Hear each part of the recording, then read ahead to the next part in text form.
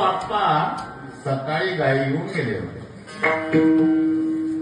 मग अक्रूरानं विचार केला, देव आता गोकुळात नाही, आपण इथंच थांबावं. ओळखलंच का? कृष्णाच्या मागे, गायीच्या मागे कृष्णाची पाऊले अक्रूरी घातले लोटांगण.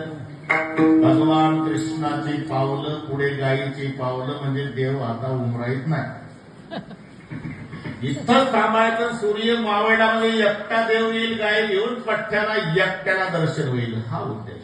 गडबडा लोळे भूमीवरी ब्रह्मादिकाशी दुर्लभ येथील माती उतरून या हाती मुखे घाली वगैरे वगैरे वगैरे मध्ये वेळ नाही आता. सूर्य मावळतीला आला महाराज. पद्धत काय होती देवाची? 12व्या वर्षात देवाचं पदार्पण आहे. छोटस घोंगडं उजव्या खांद्यावर, आडवी काठी, त्याला असे हात लटकवलेले. पुढे पुढे पुढे पुढे भगवान श्रीकृष्ण.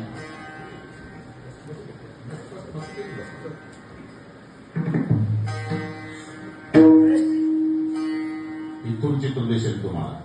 सूर्य मावळतीला सर्वात पुढे देव बाप्पा,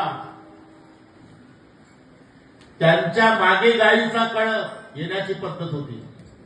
आणि कळपाच्या मागे गोपाळांचं टोळतो नेहमी दररोजची पद्धत घेताना. गाई घाई वासराच्या ओळीनं गायी येत होत्या ना, त्यांच्या खुरानं धूळ उडायची.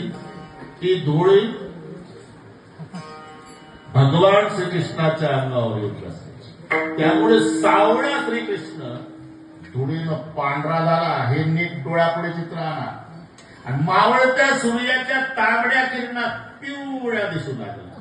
आधी सावळा, धूळनं झाला पांढरा, सूर्य मावळतीला आला त्यात दिसतोय पिवळा. आणि ते चित्र पाहणं भुकेलेलं लेकरू मायकडे पळत जात तसे अक्रूरजी पळत निघाले. जेव्हा मिठी मारली देवाच्या पायाला, त्यामुळे झालं काय? देव थांबले, मागे गायी थांबल्या, त्याच्या मागे गोपाळ थांबले. चित्र डोळापुढे आला. काही केल्या अक्रूरजी पाय सोडेना. गडबडा लोळे भूमीवरी. अरे बाबा पाय सोड, पाय सोड, पाय सोड, पण मिठीच मारली. त्यामुळे गायी थांबल्या, गोपाळचं टोळतं थांबलं. त्या मुख्य गोपाळ होता पेंड्या.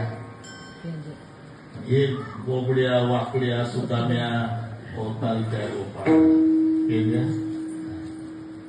गोबड्यावाला पुण्या गावचं हे